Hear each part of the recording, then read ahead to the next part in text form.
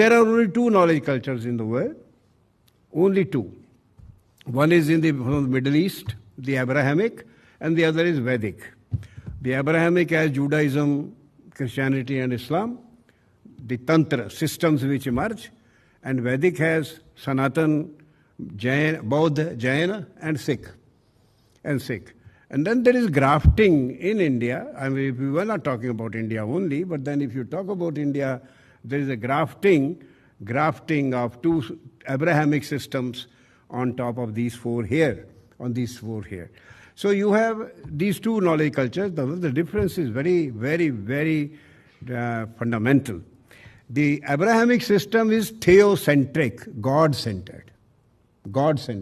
As you all know, they are Ek Ishwarvadi or Ek Nirakar Ishwarvadi.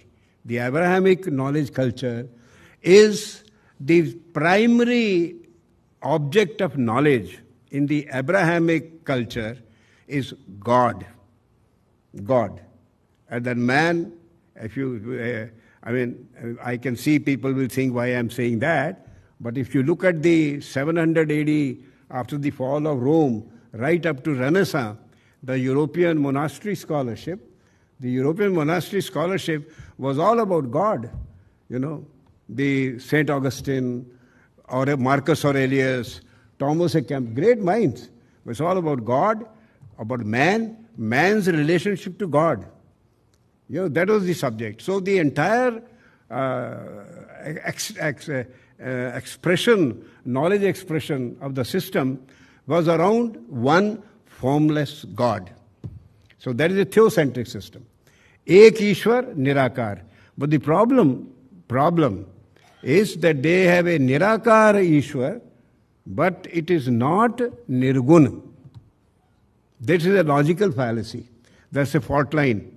And that's why the three one God people, they fight each other. They say one God, but my one God, not your one God. Because my one God has, as I think Spinoza says, that the Hebraic God is an angry God. Anger is not a divine property. It is a human quality. So it's to have Nirakar but Sagun. It's a logical fault line. But then, that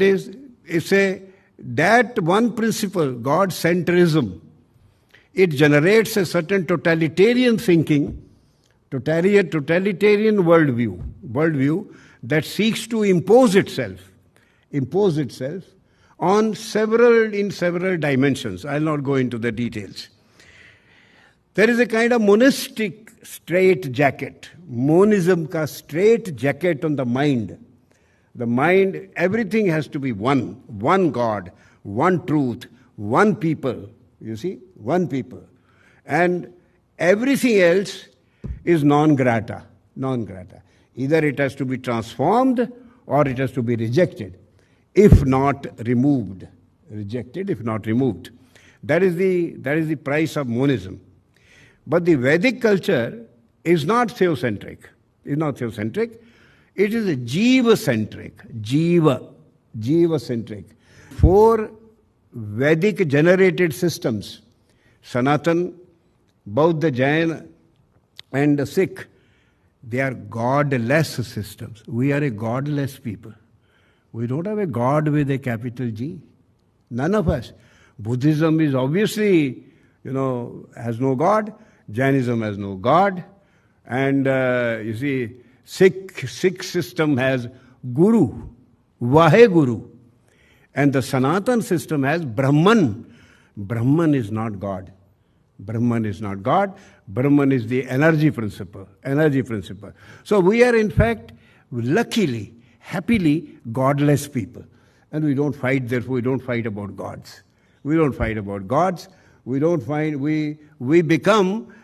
not monistic, we are heterogeneous and pluralistic and therefore tolerant and therefore have a greater degree of acceptance and have over the ages, if you follow Vishnu Puran, have over the ages received many races, accepted them, have many thought systems, a whole diversity not only of geography but also of the landscape of the mind in this country, generated by the fact that our knowledge culture the object of knowledge is not God, but Jeev, life forms.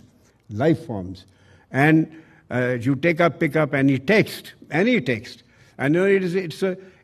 concerned with how the four ends of life, the righteousness, material well-being, fulfillment of desires, and freedom from all this, how these four ends of life have to be realized, have to be fulfilled. We have a compendium of Western Indian philosophy in 13th century, Madhvacharya, 16 systems of thought. So if you read through, you find the central concern is the happiness, the welfare of life, Jeev, all Jeev.